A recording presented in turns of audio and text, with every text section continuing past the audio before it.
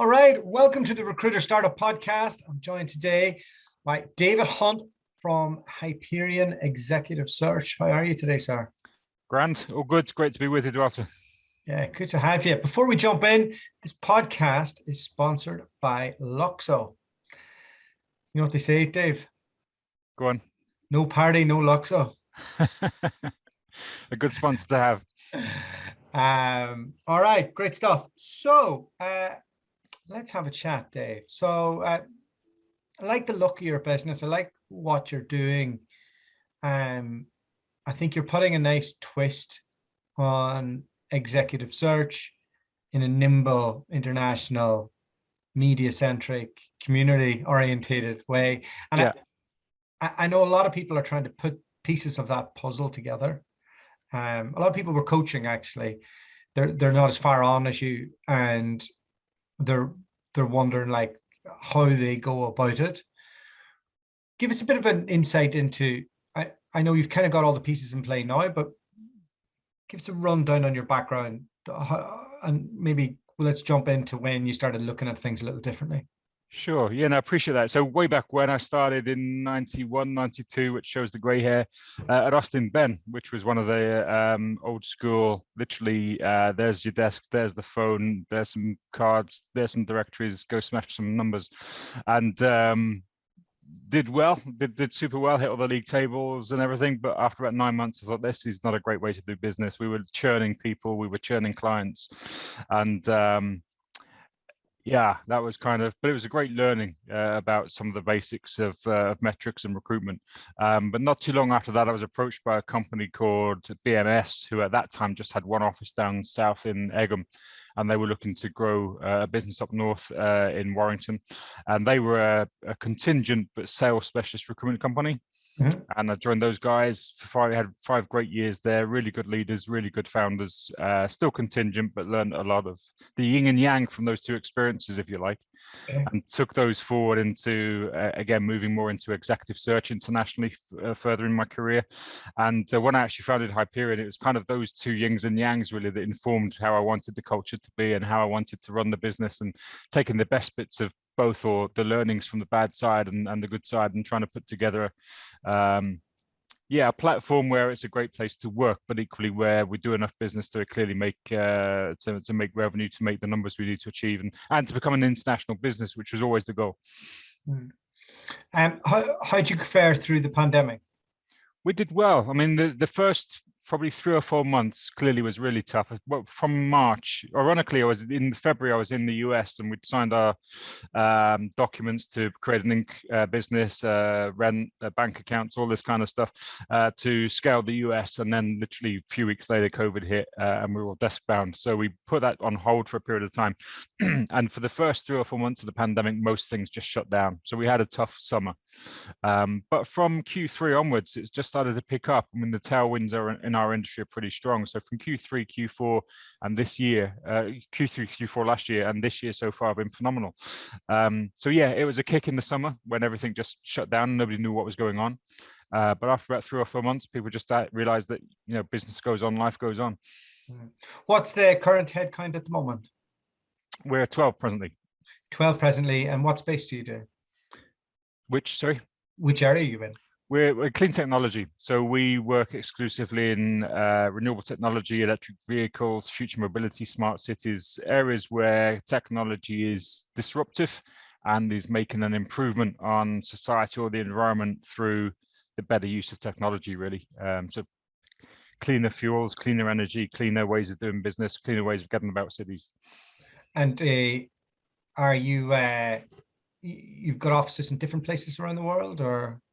Yeah, so far we have an office in Munich, which has been, we set up a GmbH, a legal entity in Germany about 3 years ago, and that team is growing and doing phenomenally well. As I say, we have the incorporated business and the location in Austin, Texas, but it's been run primarily remotely in the last year, but we've just made some hires that will start there in either Q4 or the start of Q1. Why scale at this stage in your career? it's kind of people ask sometimes. It's a little bit like, why would you not? It's I'm trying to think of the guy who climbed Everest. I think it was Hillary that was asked her, why did you climb Everest? And it was kind of because it's there. And to some extent, I feel the same way. The market is phenomenal in which we're in. I really enjoy it, and the Yeah. companies we work with are global. So it makes no sense really to just try and service them just in the UK, for example, when a lot of them are expanding into new territories, new countries, new continents. Was it not there like in 2012, 2013? Yeah, I think it has been. I mean, it's a nascent sector, of course. And when I set the business up back in 2014, I knew that it would be a slow start because, at that point, the technologies weren't advanced. And more so, they were much more expensive than they are now. So it was a much smaller marketplace. I always knew that it was a long-term play for us. Okay. And we built a reputation, built our brand, built great sort of legacy clients. And now the market is growing exponentially. It's time for us to grow with it. What was the switch? When did that switch come from being a profit-centric boutique, which you were, like where you were is where a lot of people aspire to get to, where they're like, okay, this generates money. Yeah. It's like I have all the stuff, but then you're like, it's not enough. I want 3 different entities and I want to scale. So how did that transformation happen? Again, I guess part of that is just personal challenge to know that from a personal perspective, you can lead and build a business of that scale. Clearly, from an exit perspective, then having scale is going to make for a more interesting exit when we get to that point. And I think that's part of it. I mean, I'm 51 now, so I guess I'm slightly more conscious of that. I don't want to be doing this when I'm 60, let alone 75, and therefore to build an entity which will carry on beyond that, but will have some value, at which point I need to or choose to step back from that. And for me, that's having scale, and certainly an international scale was important, I think, to achieve that. What does scale look like to you? Certainly, we're still going to remain boutique. And there's no plans that we're going to be, and no disrespect to those organizations, Michael Page or Hayes, we were a boutique search firm, but I'd imagine we're going to have, at least a dozen people in the US pretty soon. And likewise across Europe. And then, of course, the other step would be in APAC, to another area that within our sector is pretty active, to a similar sort of number. So not huge numbers, but maybe sort of 45, 50 people. Okay. 45, 50 people and a perm-centric business, is it? We're all perm and all retained, yeah. Okay, all right. Okay, cool. And with regards to the US, how did you find these people? Everybody will want to know that. How did you persuade quite a few people to join you and to make that happen? Because we do bits of rec to rec there, but not much. Like we mainly move UK recruiters abroad. We do some grad programs over there, but I mean, experienced hires there, the complexities of it. Walk us through like how you've had success. Yeah, I guess partly because of being early in the sector and building very early a big reputation. We never really initially targeted the US, but we were approached by clients who were saying, look, you guys know what you're doing, you know the sector. Nobody locally does. Can you support us? So we did that remotely, say for 18 months, and we built teams in the US for some great clients at a range of roles. And it was always from that point obvious that there was a space for us to be there. I think there's a huge amount of interest clearly in what we do. And for going back to your point from a people that we're hiring perspective, they want to continue to do all the things that recruitment's great for: flexibility, lucrative career, the opportunity to grow, all these things which are all vital. But equally, a lot of people want to do something impactful without getting too trite about it. And the sectors that we're working in, we're helping companies to scale who are making an impact on the environment and on the world at large. So I think a lot of people want to combine those things, and certainly the people we've hired and just made offers to are really excited about continuing to do what they do best, which is bill and make money, but to do it in an environment where they can go home and know that they're doing something more meaningful. And again, no disrespect than supporting FMCG companies to sell baked beans or whatever it might be. Yeah. And with your internal structure, given that America is different, have you had to flex anything? Do you have like people who do full 360, or do you have like salespeople and account managers? How have you done that? We've always had the mindfulness that a true awesome 360 is pretty hard to find, and we have some. I'd like to think to some extent I've been one, but it's not everybody can achieve that. So we've always been flexible to have people where we can take advantage of with their candidate centric to be able to have them in a more of a delivery capacity. If they're sales centric, of course, have them more in a sales, business development, winning retainers capacity. Pretty much everyone does some of everything, but their focus can change. And then we build a team or support people around that. So if you've got a really strong 360 person, then we'll build them around and support them with a researcher, with a consultant to support, with an SDR, someone who can tee up leads for them. So for us, it's about building a 360 team. Sometimes that's 1 or 2 individuals, sometimes that's 3 or 4 individuals. Yeah. And do you insource that from offshore, or do you bring everything in house, or how does that look when you're formatting that team? Mostly the core people would be in-house. Of course, we do outsource some elements of research, market mapping, and other parts of the business, of course, but primarily we want to keep the knowledge that we generate in-house. Yeah. So when we look at the people, there's a lot of talk about, like, I'm a niche specialist. Yeah. Can you talk about that journey from being a niche specialist, from starting it to where it ends up at a community? Yeah, I think it's definitely, a lot of people say, and you'll hear many quotes from everybody saying, niche down. I've always genuinely believed that, or certainly in the last 10 years, since before I started the Hyperion business. It didn't make sense to me in my earlier days, where I'd be recruiting in semiconductors one week, and then I'd be doing telecoms the next week, and then I'd be doing HVAC systems the week after, because there was no recyclability of what you were doing in terms of the knowledge or the candidates or the clients. And whilst I did that for good chunks of my career, and it was interesting to learn new stuff, but you weren't ever making value or extracting the most value from the work that you did. And to my mind, by being niche, you're able to do that. Every conversation you have is relevant to the next one. Every candidate you speak to is relevant at some point, if not now. So that's the why. Give us the how. I think it's really having a passion for the sector and just really generally thinking. But how would you go if you were a founder doing it from scratch? How would you go about it from the point of picking the niche to getting to where you are? I picked the niche because I had some affinity. I set up a previous company which was actually installing solar panels in the UK way back when, 2007. So I had an affinity for an understanding of solar power and then broader clean technologies. So that's why I chose the sector. In terms of how I go about it, it's just a case of being really dedicated and focused to learn, to go out and go to trade shows, get out and meet people, be genuine and let people know. Because initially, some of the VCs we worked with were like, they couldn't believe that we just worked in clean tech. And they were saying, well, there's other stuff you can do. I said, no, but this is just what we do. And whilst we walked away from some business in doing so, we actually gained a lot more, I think, in the long run by people saying, I respect that. You're focused, you know what you're doing, you've got a very clear vision, and we'll stick with you with that. And certainly some of the VCs we work with, who now themselves are very focused on impact investment. How hard was it to persuade your team to walk away from certain areas where they thought, oh, there's an easy deal there? Not too hard. I mean, obviously, I was always, when I brought people on board, was very clear about this is what we do and this is what we don't do. We have a manifesto for what we're putting it, saying these are the companies that we just wouldn't work for.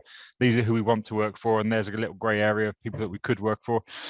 So we've always been very straight about that. Of course, sometimes it's frustrating when people say, "Oh, I was approached by someone I used to work with in the past, and they've got a deal I could just walk straight into," to say, well, actually, that doesn't fit with the message. And effectively dilutes the message. So yeah, there's occasionally some people have a little bit of a disappointment, but pretty much we've always been open and honest of exactly what we do and what we don't, and most people come on board for that.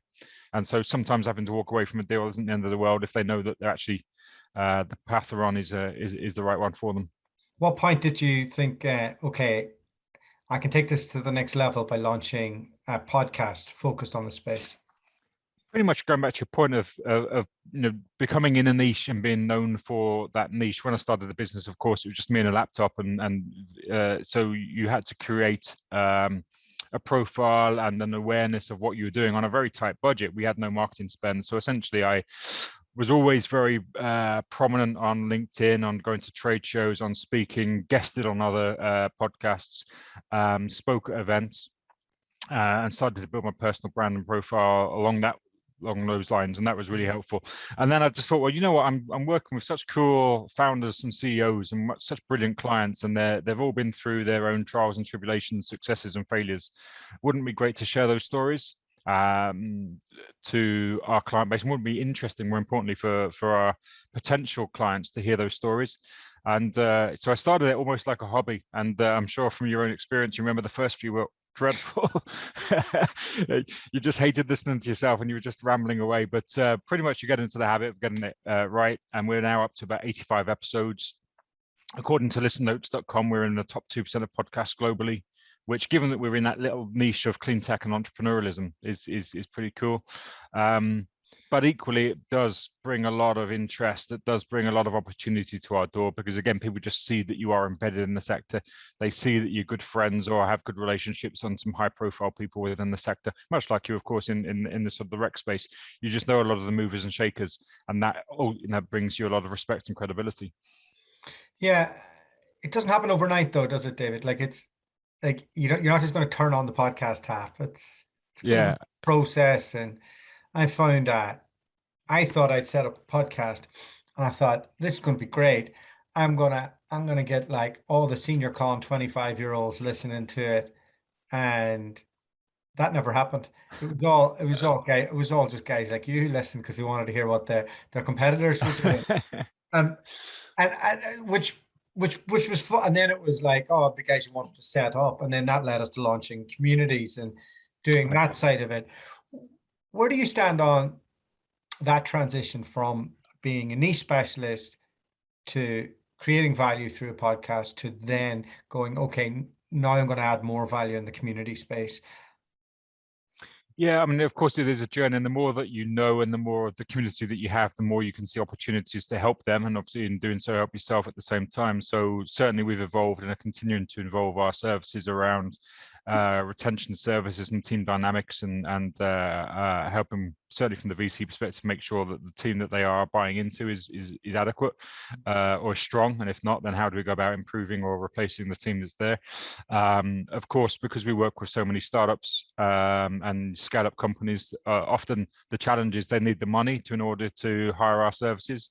So we're increasingly working to support and connect startup founders with VC money in order to help them to find the money they need to scale, and then hopefully, obviously, the net result of that is they come to us when they need to scale the strategically important hires that we help them with. So it's absolutely an evolution, but it is about community, and the podcast is such. I get some really great feedback, and you're right, a lot of that is just people who are interested in the sector, which is, that's fine, and I'm sure some competitors listen, and that's fine, but it's just fine. In your world, is the secret sauce joining that dot between the VC and the founder? Yeah, for sure. Yeah, because it's a nascent industry, and a lot of our clients are post-investment scale-ups and startups. So if we can help them to connect the dots to find the right money, then you've got both the client that has the money, and also that you've been involved in helping them to access that. Yeah. And therefore, there's already an element of affinity, of loyalty. And a lot of the people that we've spoken to, a lot of the clients we've built massive teams for and done hundreds of thousands of fees with, were people I met 3 or 4 years ago when they were just literally, fag packet business models. And it took 2 or 3 years before they were in a position to start working with us. How would you advise somebody to go about approaching somebody in a VC to form that relationship with them? What does that look like? Because I think a load of people would be like, that sounds like a great idea. How do I go about it, though? Yeah, it's a bit like a podcast. You think when I started the podcast, I thought the first episode would be thousands of downloads, and like you get about 200, and like 200 people, is that really? And obviously it takes consistency, and it takes offering of value to build the listenership. And I think the same with if you are going to start to approach VCs or people who are going to be some kind of referrer or introducer to you, you've got to have the credibility. So I would say you've got to be the person that they would want to feel happy with referring to before you ask for the referral.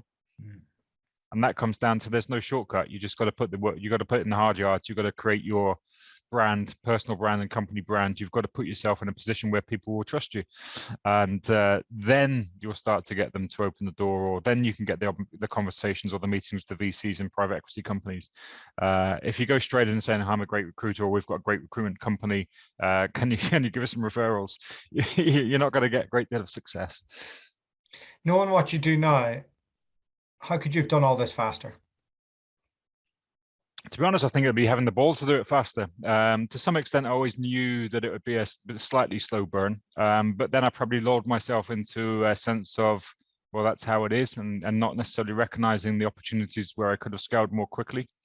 So some of it was just about an awareness and almost like an expectation mindset thing. And I think a lot of some of the stuff I've heard from you talking around is around mindset and is around ambition and growth, and is about testing yourself and challenging yourself. And to some extent, I think in the early days, and maybe it was a case, we were working so hard to build the brand and the reputation, knowing that the good results would come. So there was a lot of hard yards in the first instance, a lot of shows to attend, a lot of floors to walk, a lot of hands to shake. But yeah, I think I just probably didn't recognize the opportunities as quickly as I could have done, or wasn't perhaps bold enough to go and do things more quickly. And then obviously COVID hit everybody back about 18 months. You obviously didn't have the blueprint that you have now as well, right? No, that's absolutely right. I had the idea, but Yeah. I didn't put it into a this is the plan kind of form till a few years ago. Yeah. So initially, I always had a view of US, Europe, APAC, this sector from when I started the business. And it's funny now, I look back on notes from way back when, and I keep loads of notes and stuff. It's interesting to see that actually what I thought about isn't much different from what we've created. It's just, it's been not by accident, clearly, but it's not been as focused as it could have been in those early years. That said, in the early years, then it did take time, as I say, for the market to evolve a little bit. But certainly now there's a much more concrete plan around it, and that involves potential M&A activity, speaking to a few companies who may be interested, or there may be some sort of form of collaboration. How does that look? Talk us through what you mean on that.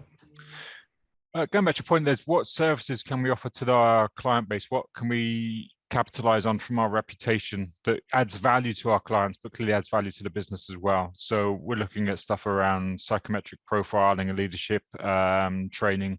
We're 100% retained search, so we're looking at the potential for, is there a space for us to be able to either acquire, collaborate with, merge with an entity who does more contingent mid-tier roles? And we do stuff which is kind of 80, 100K plus from Hyperion's perspective. And clearly there's a big belt in the middle. Yeah. So maybe that's an avenue. So I'm just open to opportunities and open to look at where can we create a scale, going back to the exit, but equally where can we add value to our clients as they evolve? Because often when we start working with them, they're 4 or 5 people. 2 years later, they're 400 or 500 people. We haven't made all of those placements, of course. So yeah, what else can we offer of value? All right. Okay, so we touch base this time next year. Where are you going to be at? Well, certainly the US will be in full swing and have a decent sized team there, and we'll be very active there. I wouldn't be surprised if very quickly that becomes one of the main, if not an equal source of revenues. The German region is brilliant for us, and will continue to be so. There's a lot of happening in Europe, of course. I don't think we yet have the APAC office, but we will have probably additional services. What's the best bit of advice you had since you set up? I guess pretty much the equivalent of stick to your guns, going back to those early stages when it would have been easy to pick up work elsewhere or pay the bills by picking up searches in other places. But going back to 1 or 2 of the VCs, you just immediately said, look, what you're doing is brilliant, just keep at it. All right, David, thanks so much. And if anybody's interested in talking to you, they can find you where? You can find us on LinkedIn, of course. I have my own website, which is davidhunt.co, and hyperionexecutivesearch.com is the company website. You can find us in all those places, or the Leaders in Clean Tech podcast. If you have an inkling to listen to entrepreneurs within the clean technology sector, you can find that at leadersincleantech.com. Where are you based in the UK? I'm based up in Liverpool at the moment, from London, live in Liverpool, have done for many years. Do you have a fully remote team? Pretty much, yeah. I'm in the office at the moment, and it's a big void with no one in it. We've moved into a big office pre-COVID, and now it's just me. So most people are remote. People pop into the office from time to time. Okay, all right, cool. Okay, David, thanks so much, and we'll get you back on again in the future. Great. Thanks for your time. Cheers, Walter.